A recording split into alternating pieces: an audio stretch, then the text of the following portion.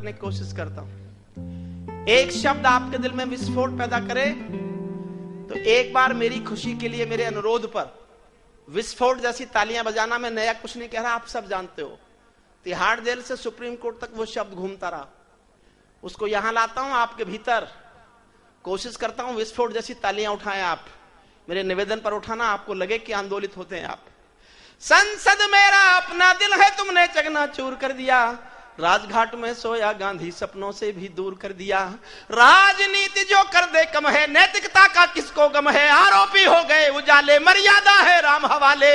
भाग्य वतन के फूट गए हैं, दिल में तारे टूट गए हैं। मेरे तन मन डाले छाले, जब संसद में नोट उछाले। मैं भारत का संविधान हूं, लाल किले से। बहुत बहुत धन्यवाद, बहुत बहुत धन्यवाद आप। राजनीति जो कर दे कम है नैतिक। आप जिस मन से सुन रहे हैं, मैं 30 साल से लाल किले में जाता हूं। मैं 30 साल के लाल किले के 30 कप सम्मेलन गुप्ती सागर जी महाराज के एक कप सम्मेलन पर न्यौछावर करने की घोषणा करता हूं।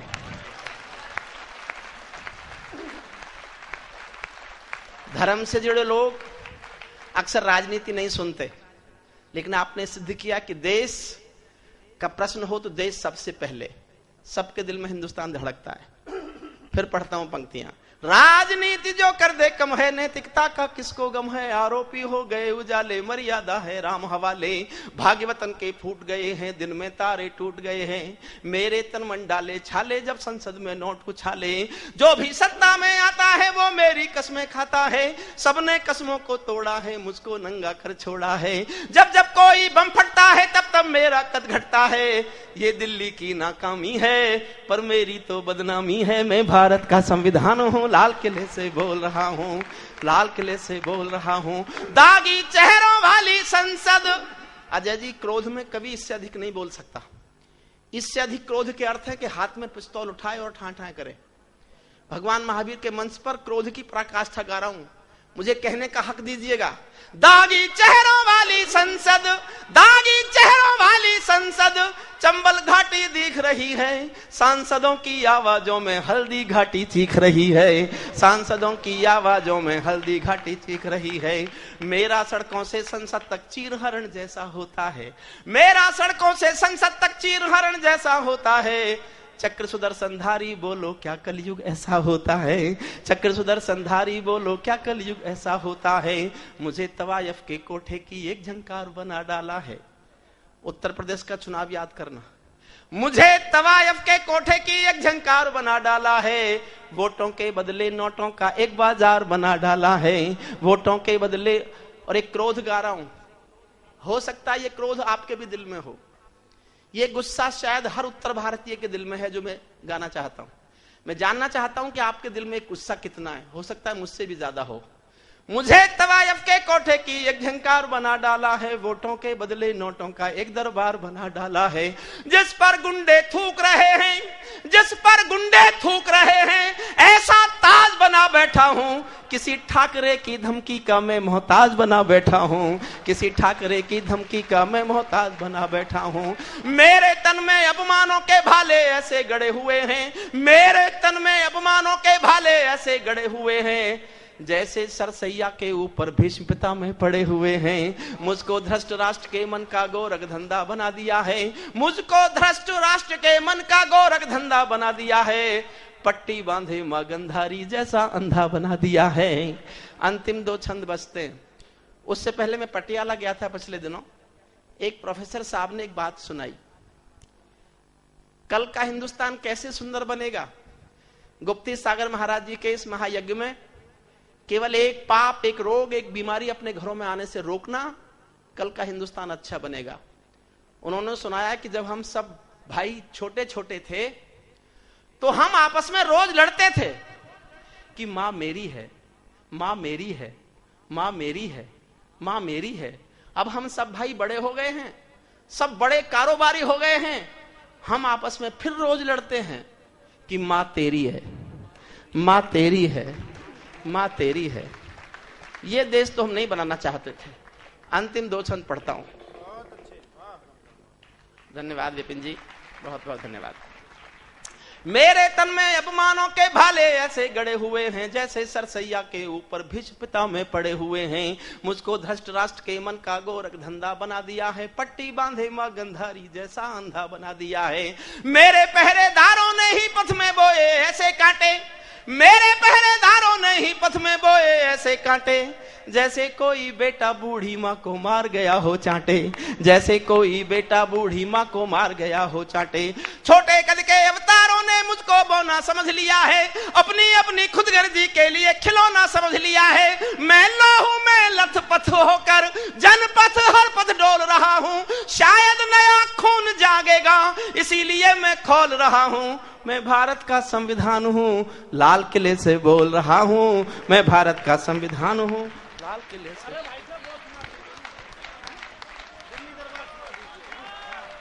अजय जी, करगिल की जिस कविता के लिए आपने कहा वो बहुत लंबी कविता है।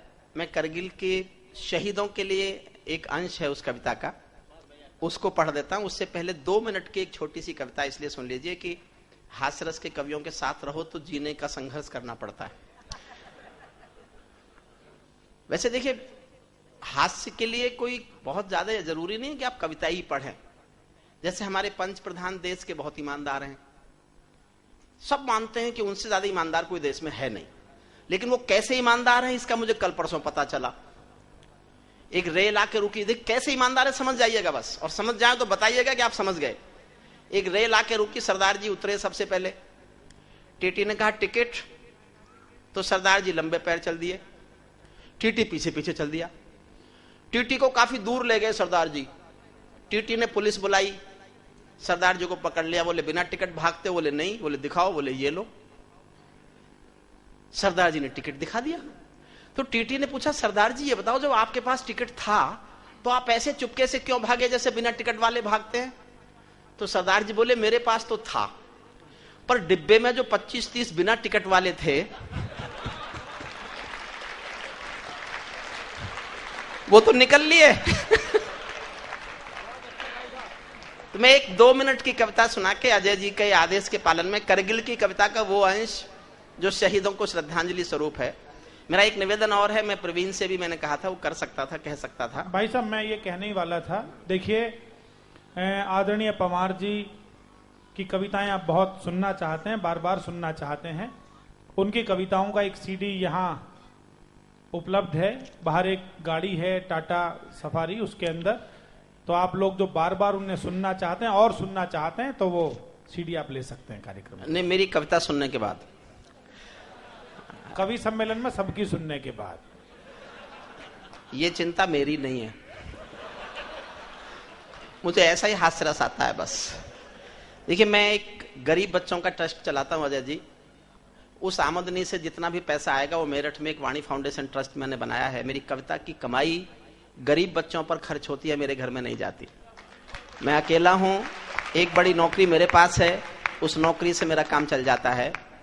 वाणी फाउंडेशन की मदद के लिए जो वो सीडीज लें, बाद में कुछ फोन आते हैं कि हमका सीडी चाहिए, हमको आपकी किताब चाहिए, तो मेरी सीडी और मेरी किताब एक काली ग्रैंडे गाड़ी बाहर है, उसमें उपलब्ध है। आप ये सोच के ले लें कि आप मेरे उस यज्ञ में मदद कर रहे हैं जो मेरे बचे हुए जीवन का लक्ष्य है। मेरी कोई महत्वाकांक्षा नहीं।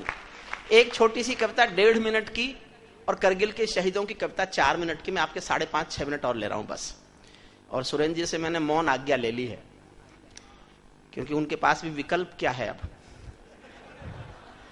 12:30 बजे तक का समय है, मैं चाहूं तो 12:30 बजे तक तो मैं पढ़ सकता हूं, लेकिन फिर मैं जानता हूं कि सद्दाम हुसैन कल मैं ही बनूंगा, क्या फायदा। एक छोटी सी कविता, उसकी एक विशेषता है, जितना मेरा हौसला बढ़ाओगे उतना ही मुझे कड़वा बोलता सुनोगे। ये कड़वापन केवल मेरे मुंह से सुन सकते हो, आप किसी और कवि के मुंह से नहीं सुन सकते, क्योंकि ये सब शादीशुदा हैं। इनको रिपोर्ट करनी होती है, मुझे रिपोर्टिंग नहीं करनी पड़ती, तो मैं कड़वा बोल सकता हूं। जितना हौसला बढ़ाओगे उतना कड़वा बोल के दिखाऊंगा। पहली पंक्ति ध्यान से सुनना। आओ आओ गाली गाली खेलें दिल्ली के दरबार में। वाह भाई साहब, बहुत अच्छे।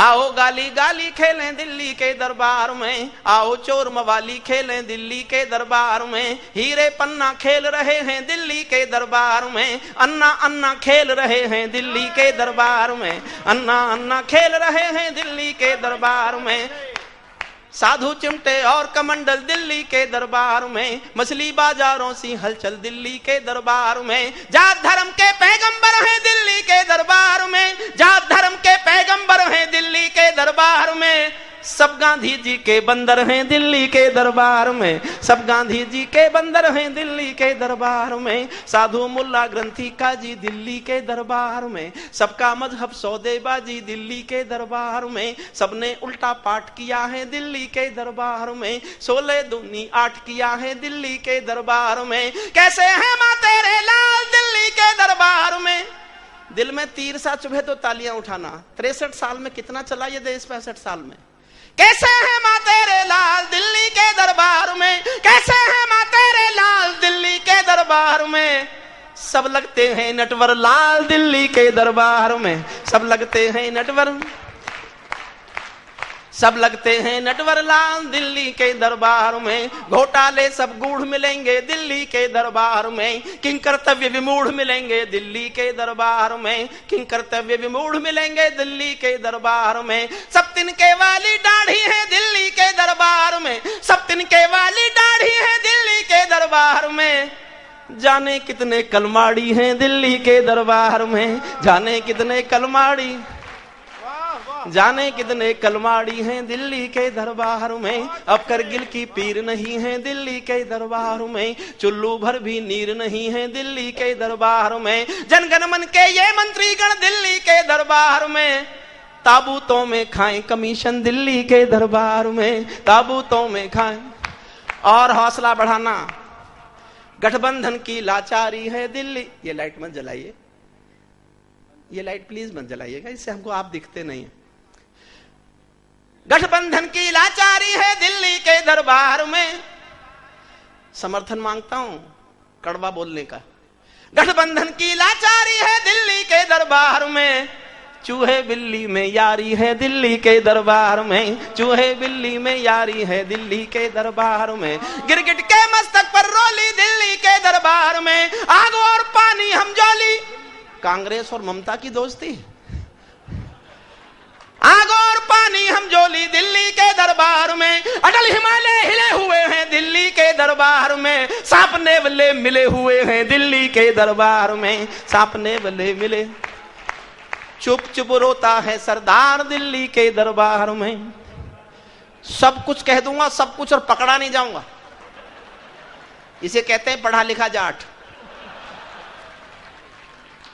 अगर चिदंबरम के खिलाफ कोई सबूत नहीं है तो मेरे खिलाफ भी कोई सबूत नहीं है। सब कुछ कहने जा रहा हूं, अगली पंक्ति सुनना, समझो तो समझ के बताना कि आप ठीक ठीक समझे। चुप चुप रोता है सरदार दिल्ली के दरबार में, कौन चलाता है सरकार दिल्ली के दरबार में, कौन चलाता है सरकार दिल्ली के दरबार में, उनके हाथों में सुतली है दिल्ली के दरबार में, बाकी सब तो कठपुतली है दिल्ली के दरबार। अंतिम पंक्ति पढ़ता हूं, अडवाणी जी की ललकार दिल्ली के दरबार में। ये हमारे बड़े नेता हैं अडवाणी जी, पाकिस्तान गए जिन्ना की मजार पे फूल चढ़ाने और अपनी पे चढ़ाई आए।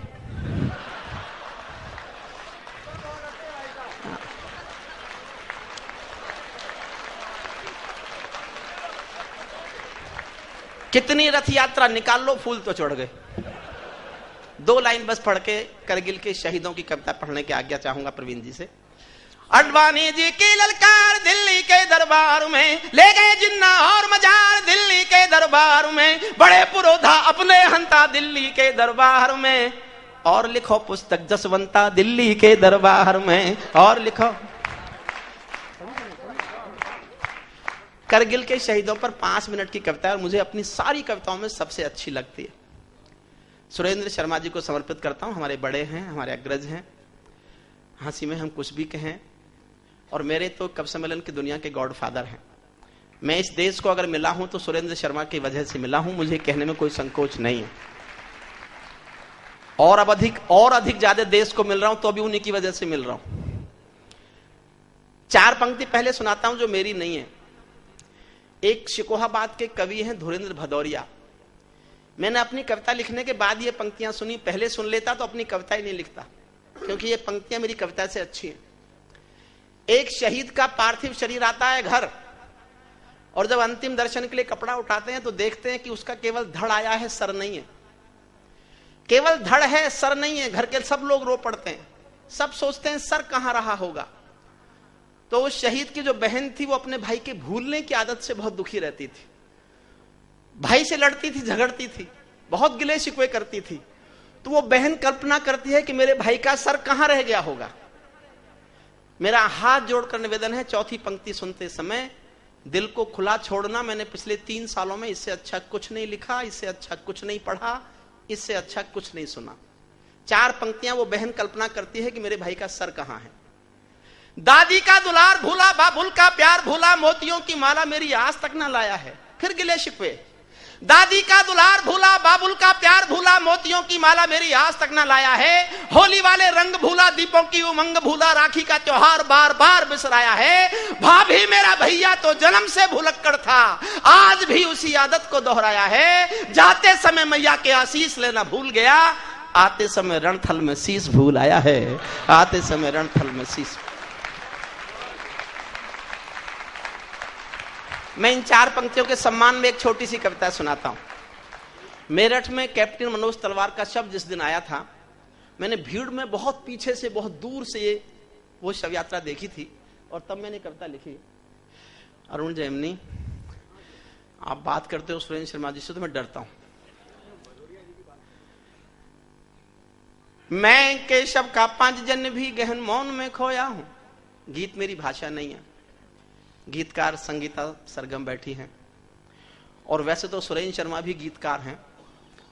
मेरा निवेदन है आज वो एक गीत भी जरूर सुनाएं। उनके गीत का शीर्षक है घरा घरा मत जाना, दुखड़ा दुख पावेगा।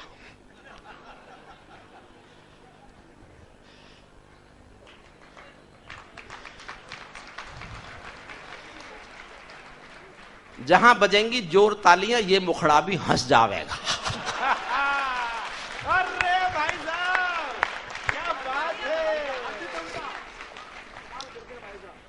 मैं गीतकार नहीं हूं, लेकिन इस कविता में कहीं एक मेरे भीतर छोटा सा गीतकार जन्मा है।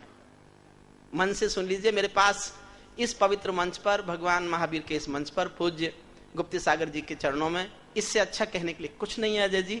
मेरे पास जो सर्वश्रेष्ठ है मैं पढ़ने जा रहा हूं, उसी कविता का अंतिम अंश है ये। मैं केशव का 5 जन्म भी गहन मौन में खोया हूं। मैं केशव का 5 जन्म भी गहन मौन में खोया हूं। उन बेटों की याद कहानी लिखते लिखते रोया हूं।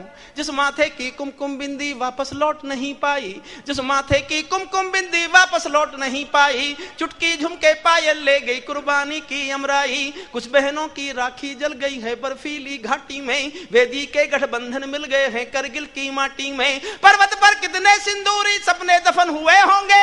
20 बसंतों के मधुमासी जीवन हवन हुए होंगे। टूटी चूड़ी धुला महावर, रूठा कंगन हाथों का। कोई मोल नहीं दे सकता बासंती जज्बातों का। कोई मोल नहीं दे सकता बासंती जज्बातों का। जो पहले पहले चुंबन के बाद लाम पर चला गया। एक पल का एहसास जीना मेरे साथ। जो पहले पहले चुंबन के बाद लाम पर चला गया। नई दुल्हन की से छोड़कर युद्ध काम पर चला गया। उनको भी मीठी नींदों की करवट याद रही होगी। उनको भी मीठी नींदों की करवट याद रही होगी। खुशबू में डूबी यादों की सलवट याद रही होगी। खुशबू में डूबी यादों की सलवट। यहां बैठे हजारों लोग, किसी को भी मेरा नाम याद रहे तो एक पंक्ति याद रखना, मैं जीवन की सबसे अच्छी पंक्ति पढ़ रहा हूं। और ये मेरा सूक्ष्म अहंकार नहीं है। मैं आज भी मानता हूं कि मैंने केवल एक पंक्ति अच्छी लिखी है। मैं आज भी केवल एक अच्छी पंक्ति लिखने वाला कवि हूं। मुझे आशीर्वाद देना, तालियों से दुआएं देना मुझे। अगर ऐसी 2 पंक्तियां मैंने और लिख ली तो मैं कवि होने का भ्रम पालूंगा। जो मेरे जीवन की सर्वश्रेष्ठ पंक्ति है आपको सौंपता हूं और आपका प्यार मांगता हूं सुनना। उनको भी मीठी नींदों की करवट याद रही होगी। खुशबू में डूबी यादों की सलवट याद रही होगी। उन आंखों की 2 बूंदों से सातों सागर हारे हैं। उन आंखों की 2 बूंदों से सातों सागर हारे हैं। जब मेहंदी वाले हाथों ने मंगलसूत्र उतारे हैं। जब मेहंदी वाले,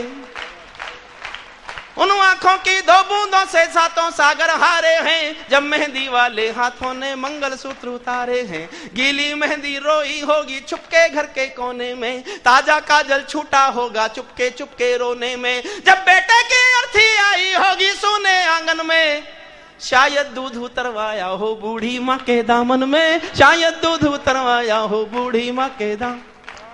वो विधवा पूरी दुनिया का, संसार के किसी भी मजहब में, दुनिया में किसी भी मजहब में स्त्री अर्थी को कंधा नहीं देती। भरतपुर में, राजस्थान में एक जिला है, भरतपुर के पास एक गांव है अजान। उस गांव का एक बेटा शहीद हुआ था, वीरेंद्र सिंह। ये कल्पना नहीं है, सच्ची घटना है। जब उसका पार्थिव शरीर सेना गांव लेकर आई तो उसकी पत्नी गायत्री देवी, उसने सेना की मर्जी के खिलाफ, अफसरों की मर्जी के खिलाफ शादी के दिन के कपड़े पहने और अपने पति की अर्थी को शमशान घाट तक कंधा दिया। यह दुनिया की पहली घटना थी जब कोई औरत अर्थी को कंधा दे रही थी। दुनिया की पहली घटना। मैंने एक पंक्ति लिखी है, उसको प्यार से सहेज लेना। जब बेटे की अर्थी आई होगी सोने आंगन में, शायद दूध उतरवाया हो बूढ़ी माँ के दामन में। वो विधवा पूरी दुनिया का बोझा सर ले सकती है, वो विधवा पूरी दुनिया का बोझा सर ले सकती है, जो अपने पति की अर्थी को भी कंधा दे सकती है, जो अपने पति की अर्थी को भी कंधा दे सकती है। मैं ऐसी हर देवी के चरणों में सिर झुकाता हूँ, इसीलिए मैं कविता को हथियार बनाकर गाता हूँ, इसीलिए मैं कविता को हथियार बनाकर। जिन बेटों ने पर्वत काटे हैं अपने नाखूनों से, अंतिम केवल 6 पंक्ति पढ़ता हूँ सैनिक के शौर्य पर। मैंने सैनिक पर केवल 6 पंक्ति लिखी है। जिन बेटों ने पर्वत काटे हैं अपने नाखूनों से, उनकी कोई मांग नहीं है दिल्ली के कानूनों से, उनकी कोई मांग नहीं। क्या मांगता है शहीद? ये अद्भुत देश है। इस देश में क्रिकेट और कृषि को एक ही मिनिस्टर देखता है।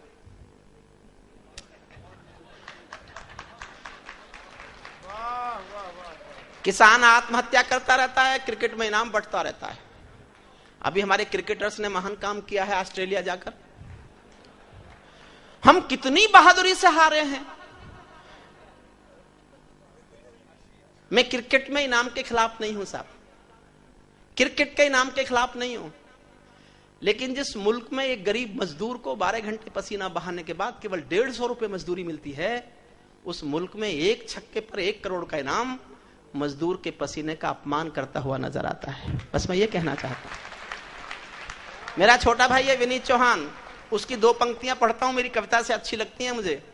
उत्तर प्रदेश सरकार ने करगिल के शहीदों को 10-10 लाख रुपया मुआवजा दिया, बधाई। लेकिन कुछ विधवाओं की समस्या थी, एक मिनिस्टर के पास गई तो मिनिस्टर ने पान खाते खाते कहा और क्या चाहिए, 10 लाख की गड्डी तो भिजवा दी। तो क्या सरकार कहना चाहती है कि उसने 10 लाख रुपया देकर शहादत का मोल चुका दिया? किसी मां के बेटे की कीमत दे दी? किसी बहन की राखी का भाव है क्या 10 लाख रुपया? और अगर सरकार समझती है कि उसने मोल चुका दिया शहादत का, तो लो मैं 20 लाख देता हूं तुम किस्मत के हेटों को। हिम्मत है तो मंत्री भेजें लड़ने अपने बेटों को। जिन बेटों ने पर्वत काटे हैं अपने नाखूनों से, उनकी कोई मांग नहीं है दिल्ली के कानूनों से। जो सैनिक सीमा रेखा पर ध्रुव तारा बन जाता है, उस कुर्बानी के दीपक से सूरज भी शर्माता है। गर्म दहानों पर तोपों के जो सीने अड़ जाते हैं, उनकी गाथा लिखने को अंबर छोटे पड़ जाते हैं। उनके लिए हिमालय कंधा देने को झुक जाता है, कुछ पल को सागर की लहरों का गर्जन रुक जाता है। उस सैनिक के शव का दर्शन तीर्थ जैसा होता है, चित्र शहीदों का मंदिर की मूरत जैसा होता है, चित्र शहीदों का मंदिर